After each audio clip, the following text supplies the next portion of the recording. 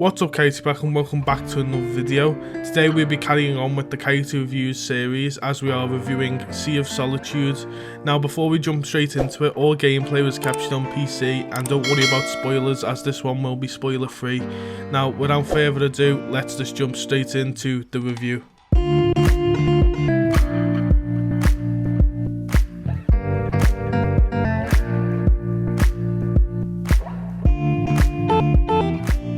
So guys, Sea of Solitude is an adventure video game developed by Joe May Games and published by EA. Now with EA's track record, I was a bit skeptical, as we all should be with EA games, but as it's a single player game, do not worry about microtransactions here, there will be none, and if they did put it in, I think it would have been the end for them. But at first glance guys, I've seen this game get a lot of good praise about its graphics. Now if you look at the graphics, I personally think they're kind of meh. They could be better. I could see they've put a lot of effort into the art style, but as you explore in the water and all that, you can see the water kind of clip through literally every object. I'll show some clips if I've got some.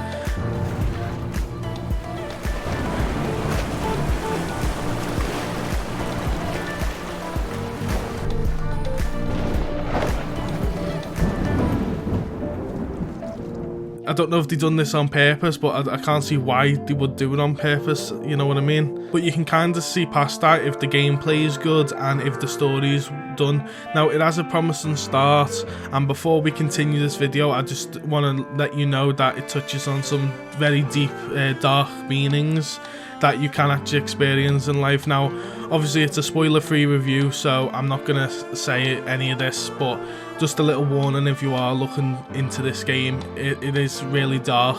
But yeah, as first impressions go, I think this game has a really promising start, and I was going into this kind of excited to see how the story goes.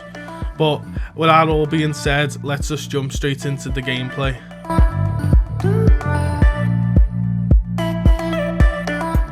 So gameplay wise guys, and I could really say I'm disappointed when it comes to this. Now it is a story driven game, so you know the gameplay is not a massive aspect, but you have to remember it is a video game. We're not watching a movie here. So at the end of the day, the gameplay is very minimalistic at best. You basically sail around in a boat, and you know you go from point to point. It's kind of like a walking simulator, but you kind of have to dodge monsters as you go. Now I can praise the game for its character design and monster design. The monsters in this game are actually well designed and I really like them, but that's after that I think that's it, you know. Now it is an adventure game, it's not a horror game, but you kind of get this dark feeling. You get this feeling inside, especially when this monster chases after you. It kind of turns into a horror game at some points because you're getting chased around by these monsters. And I think the best bit of the game was when you're in that school and you get monsters crawling after you and all that good stuff. So yeah, but again, I can't stress enough, this game just falls flat on its face with gameplay. As an hour in, literally an hour in, I was so bored I just wanted to, you know, turn it off and not play it. Now I continue playing it obviously because I'm reviewing it, but if I was personally choosing to continue playing it, I would have just switched it off. Now I'm not letting that halt my opinion on the game, because I do try and really get into games, but this I just can't praise at all. The gameplay is so short. There's no fighting in this game. You literally it's just basically a walking simulator with a boat in it, and you have to dodge monsters. That's basically what all it is. But I want to make a point on the collectibles in this game. There's two types of collectibles. Now one is a seagull, which you go up to it and you literally left click or whatever button it is on consoles, and you basically shoot the bird away. That's literally the collectible. You shoot the bird away. Now alright, it's kind of pointless, but whatever, you can let it slide, it's a gameplay aspect. But there's 32 of them in a 3-hour game. There's 32 in a 3-hour game. They are everywhere, and you literally I don't know what the point is to them. Now the better of the two collectibles is the messages in a bottle. Now these are the same aspects, but at least you get a little bit of backstory. But again, there's so many of them, there's bloody everywhere. Some are well hidden, like you have to like go to a different island on your boat to see it, but you're gonna miss a lot of these and you don't really care for them, so I can't like praise them being in the game because you will just not care for them at all. But basically that's all gameplay summed up in one. That's all I can say about gameplay because there's not much there. So let's just talk about the story, and hopefully the story can be pulled off.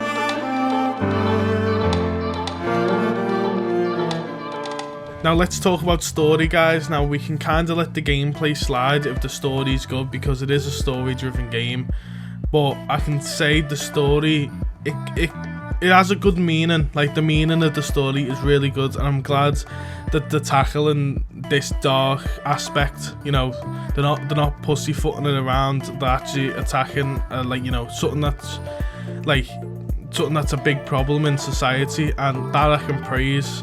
But the game, like as you're getting into it, the gameplay is not fun. Again, going back to gameplay, and you just get bored. Now the story is only 3 hours long.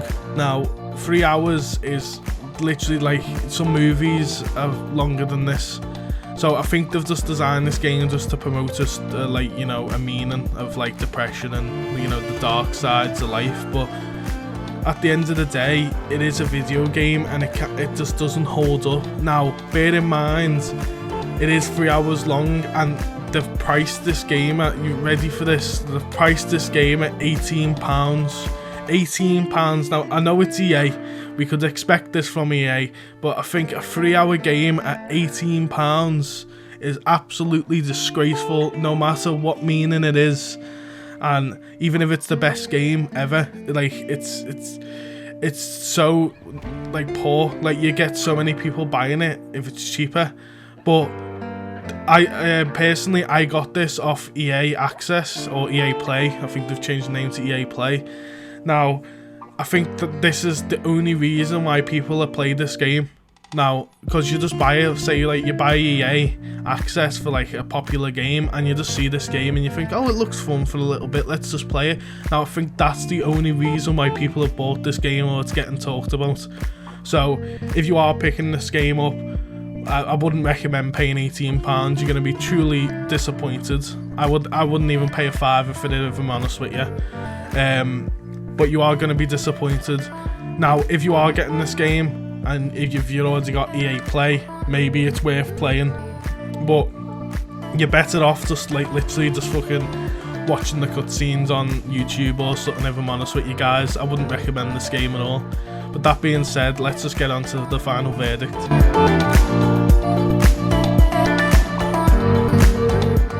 Sea of Solitude has a very promising start, but as time goes on, you find yourself getting really bored of the game and you just want to turn it off.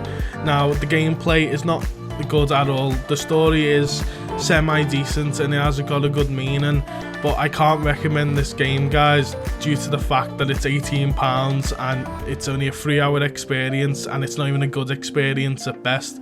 So that's why today I'm going to be rating this game a 3 out of 10, just for the fact that it just doesn't pull its weight, especially for the EA game. Like, you'd expect EA to be publishing top tier games, and they're just falling on the face recently. Like, if you're going to pick up this game, just get it with EA Access, so at least you've got other games to play. But I wouldn't recommend this game to anyone. Maybe if you just want a deep meaning about something and you want to dive into a debate about life, maybe.